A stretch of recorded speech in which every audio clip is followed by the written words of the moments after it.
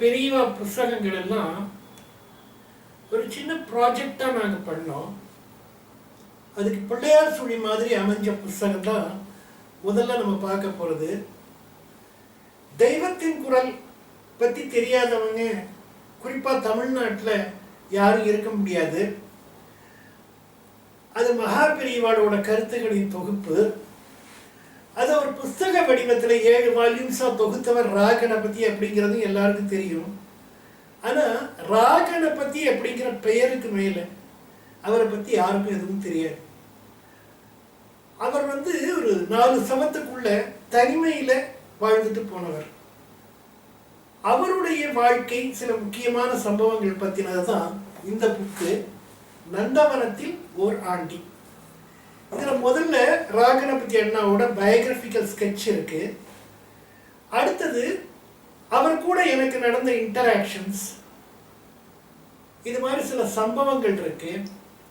அவருடைய புஸ்தகங்கள், குறிப்பாக தெய்வத்தின் குரல் அளவுக்கு பாப்புலரான இன்னொரு புக்கு பெண்மை என்பதை காப்பாற்ற வேண்டும், அது பற்றின சில அரிய சம்பவங்கள், அரசும் மதமும், இறைவன் அவதாரம் 24, இது மாதிரி சில புஸ்தகங்கள் ரேர் புக்ஸ். உதாரணமாக இறைவன் அவதாரம் 24, அகஸ்தியர், தரிசனம், இந்த 3 புக்கும் ரொம்பவே பாப்புலர் ஆகாத புக்கு. இதை பற்றின சில தகவல்கள் இதெல்லாம் இருக்கு. ரொம்ப குறிப்பாக இதை பற்றி சொல்லணும்னா 2 விஷயம் சொல்லணும். ஒன்று ராகணபதி அண்ணாவோட இறுதி நிமிடங்கள், ரொம்ப எமோஷனலான விஷயம். டாடா பைபைன்னு சொல்லிட்டு கிளம்பினார். அதை பற்றின முழுமையான வர்ணனை இந்த புக்கில் இருக்கு. அதே மாதிரி இன்னொரு முக்கியமான அம்சம் என்னன்னா, சத்யசாய் பாபாவையும் மகா பெரியவாளையும் பற்றி பேசாமல் ராகணபதி அண்ணா பற்றி பேச முடியாது. ஸோ அவங்க கூட நடந்த சில இன்டராக்ஷன்ஸ், பெரியவா சொன்ன சில சம்பவங்கள், உதாரணமாக கொன்னை அபீத் அப்படின்னு, இது ரொம்ப ரேர் அனெக்டோட். எனக்கு தெரிஞ்சு இது எங்கேயுமே யாரும் எழுதலை, ராகணபதி அண்ணாவும் எழுதலை. இது மாதிரி 3 சம்பவங்கள் ஆரம்பத்தில் இருக்குது. இதை விட ரொம்ப இன்ட்ரெஸ்டிங்கான சில சம்பவங்கள் உண்டு. உதாரணமாக என்ன அப்படின்னா, பெரியவா திருட்டுத்தனமாக சுவரேறி குதிச்ச சம்பவம் ஒன்று 1930s ஆரம்பத்தில் நடந்தது. இது மூத்த டிவோட்டீஸ், வயது முதிர்ந்த டிவோட்டீஸ்க்கெல்லாம் இது நல்லா தெரிஞ்ச சம்பவம் தான். ஆனாலும் இப்போ வரக்கூடிய ஜெனரேஷன் யாருக்கும் தெரியாது. அது பற்றின டீட்டெயில்ஸ்லாம் இதில் இருக்குது. அதேமாதிரி சத்யசாய் பாபா நடத்தின சில லீலைகள், அண்ணாவோட வாழ்க்கையில் நடத்தின லீலைகளில் சிலது இதில் இருக்குது.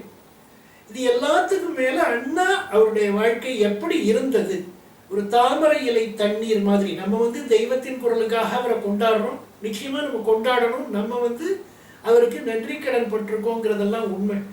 ஆனால் தெய்வத்தின் குரலில் அவர் இல்லை, அந்த அளவுக்கு டிட்டாச்சாக இருந்தார். தெய்வத்தின் குரலில் அவர் தன்னோட பேரை போட்டுட்டதுக்கு ஒரே ஒரு காரணம் என்னன்னா, பெரியவா கூட நமக்கு பாத சம்பந்தம் இருக்கிறதா காட்டிக்கணும், அதுக்காக தான் போட்டாரே தவிர தன்னோட பெயர் இது மாதிரி விஷயங்கள்ல அவருக்கு நாட்டமே கிடையாது.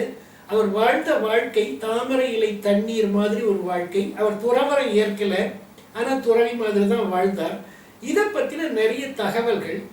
அதே மாதிரி பெரியவா கூட சத்யசாய் பாபா கூட நடந்த சில இன்ட்ரெஸ்டிங் சம்பவங்கள், அண்ணா எனக்கு பண்ணின உபதேசங்கள், அது மாதிரி சில விஷயங்களோட தொகுப்பு இந்த புஸ்தகம் நந்தவனத்தில் ஓர் ஆண்டி.